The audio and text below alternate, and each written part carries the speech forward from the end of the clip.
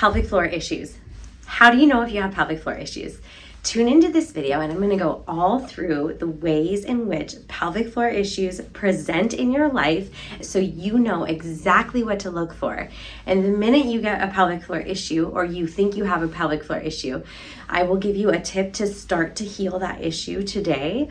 But it's really important that we identify, hey, this is coming from the pelvic floor. So tune into this video. We're going to go through exactly how to find out where your issues are coming from and if it's a pelvic floor issue. And just a note, please like and subscribe to the video. We really value having followers and we want to get you as best of information as we can and keep it all relevant to your health and wellness and feeling really good. So here we go. The pelvic floor. It sits inside of our pelvis. This is a pelvis. We all have one.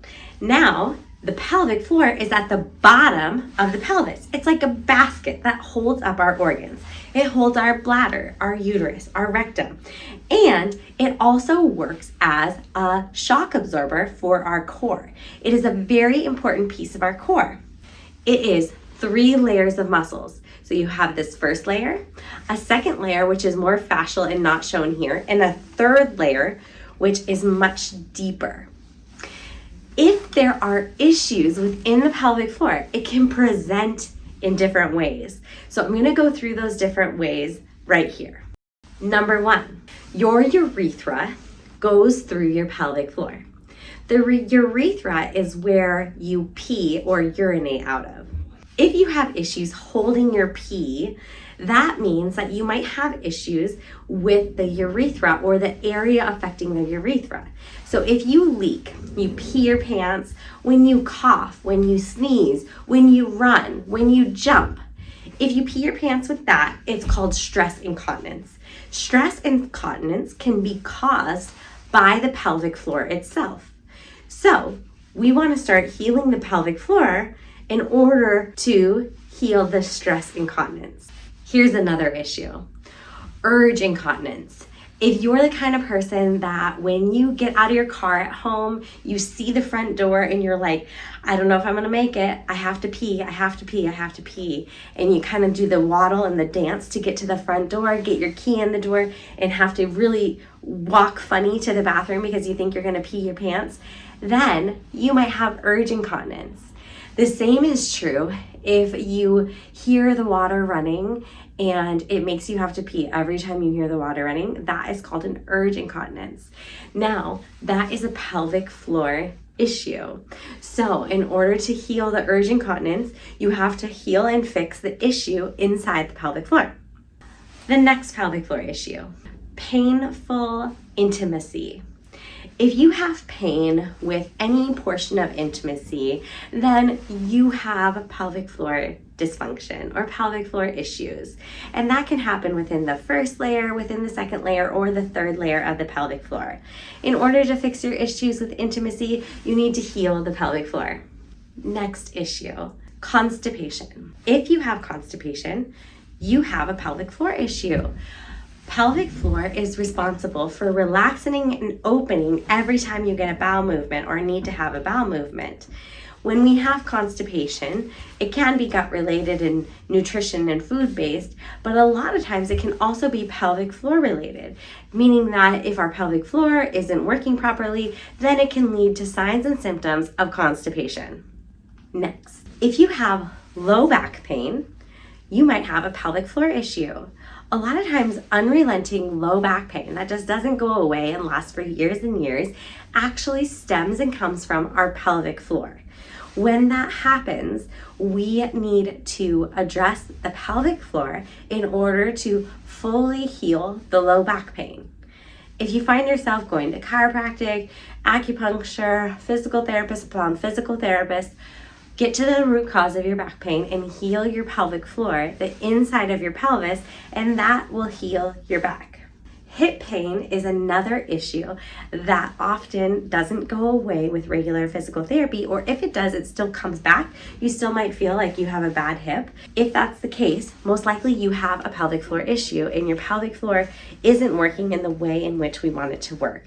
So the deep layers of your pelvic floor actually attach to the hip itself.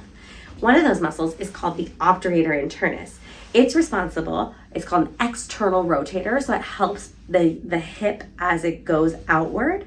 And if that muscle isn't working or there's issues within the pelvic floor muscles, then that is going to highly affect the hip and the function of the hip, causing pain. It can cause pinching in the front of the hip.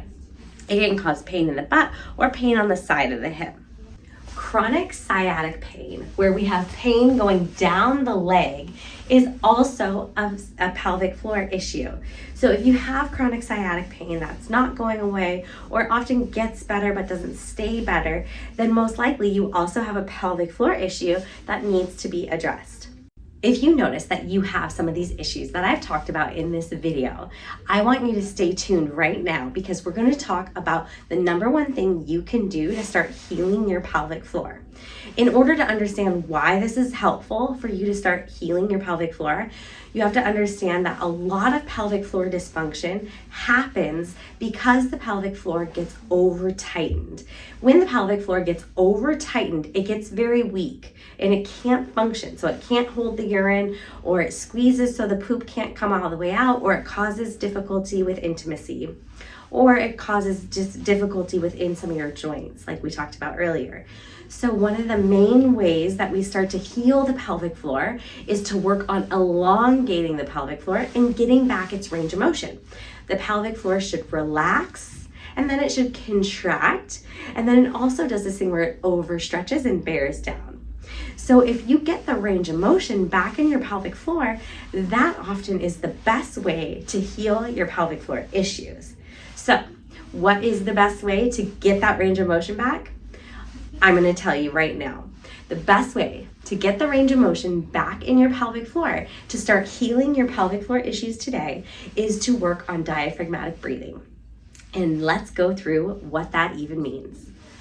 So diaphragmatic breathing is a breath that when you breathe into your belly here and exhale, the air is going into your belly. So you're not holding your belly tight and just breathing in your rib cage up here. You're breathing all the air down into your belly, allowing the belly to be soft and supple and relaxed. So you inhale and the air goes into your belly. Try not to move your chest too much. And then exhale, let the air leave. And then when you inhale, if you think about the pelvic floor opening, and then as you exhale, you get some recoil. I want you to feel what it's like to feel that pelvic floor open. And then exhaling, the air leaves your body, you feel that recoil. This is the best way to start healing some of the pelvic floor issues in your body. If that's not working for you, I highly suggest see a pelvic expert physical therapist in your area, and they can help you gain this range of motion in order to start fixing all the pelvic floor issues that you might be experiencing today. Please like and subscribe to this video. Follow us. We love giving out these tips to get you the healthiest pelvic floor of your dreams, to help you live long, active, confident lives. And if you have a pelvic floor issue, drop it down in the chat. I would love to know which one you have, and we can talk about more ways for you to start healing your own issue. Take care. I'm Dr. Allison Felt. Until next time.